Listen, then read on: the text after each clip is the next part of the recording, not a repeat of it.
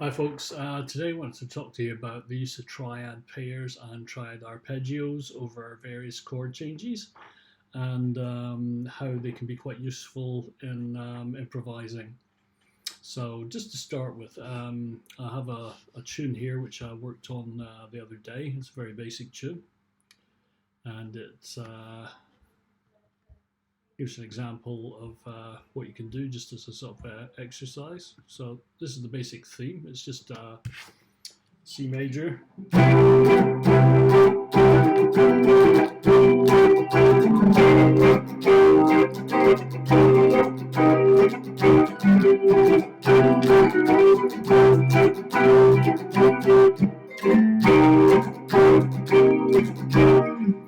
So normally when we're just playing the C major, if we look at the C major first, we would play the C major scale. But we can make that a bit more interesting. So if we're looking at the C as being the root, then obviously the C major scale is what comes into play. But we can also think of it as being the fifth of the G major scale. So if we're using triad pairs, we're taking the majors from the fourth and fifth of that scale. So with the G major scale, the fourth and fifth is C and D. So when we're playing our C major, we can then play C and D over that.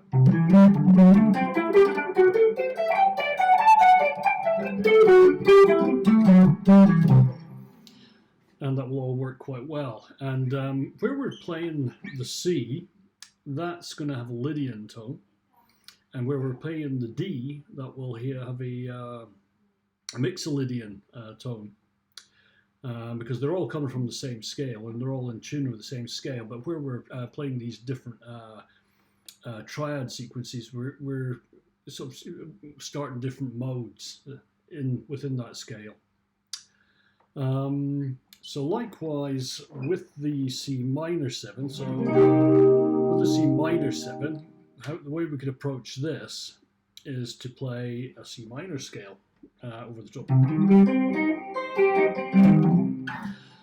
But what we could do is then again is think of the C minor as part of another scale. So if we think of where C minor fits in other scales, the first one would be B flat. So you've got your B flat major, and then your C minor is the second in that.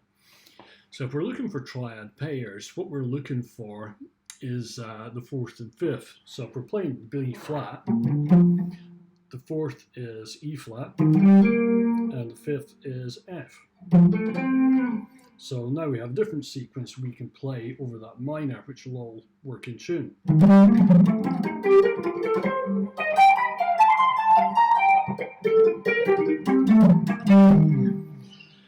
And the interesting thing that I find there is just with this change between the two, if you're doing this in sequence, then you're going to be playing the C and then the D, and then after that you'll be playing the E flat. So what you've got is a nice ascending sequence, and then obviously it goes in a cycle, and once you got that to the F, you're going back down to the C. But there's a lot of scope within that to sort of bring that up and then take it back down, sort of cycles within that.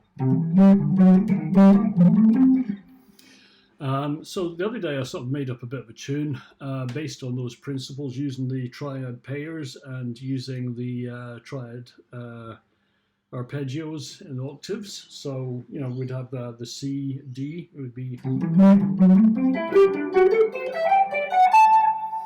and obviously the E flat, the F.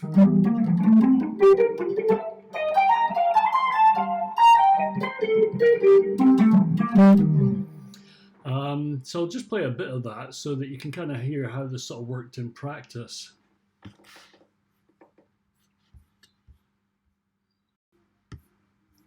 Okay, so here's some of the stuff I recorded earlier using C minor and C major 7 chord changes. So that's our basic theme, it's just C major 7, C minor 7, and that's all it is. So in the course of this, we had a basic theme which is coming along right about now.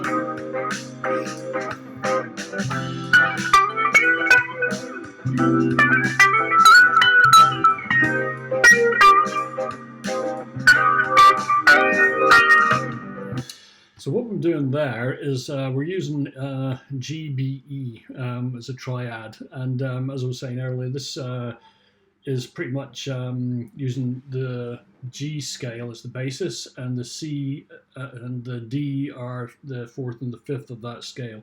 So that theme is built around the GBE, and then when it switches to the minor, we're then changing to G, B flat, E flat. Correspondingly with those changes. So there's a bit of an emphasis there where we're changing to those notes.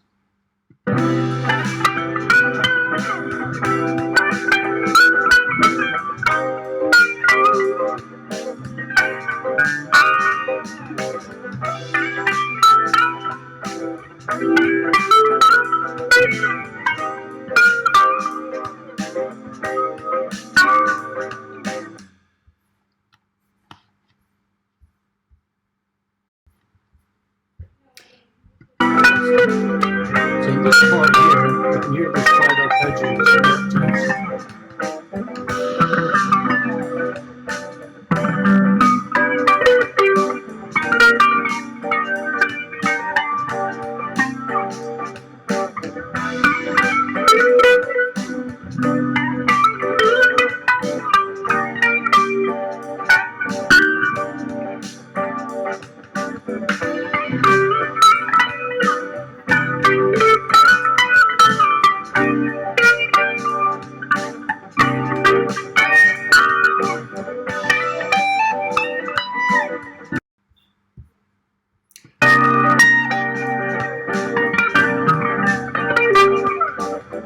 So here again, just using those octaves there.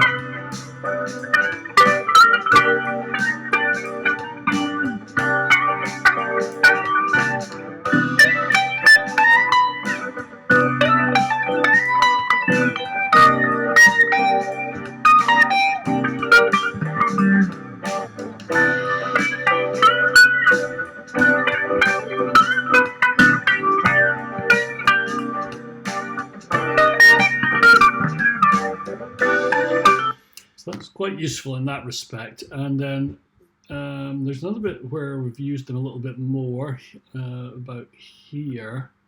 One where we're kind of sort of, we've lost this sort of main rhythm and it's just like a 1 chord to bar type thing. And we're just sort of running up through the triad arpeggios.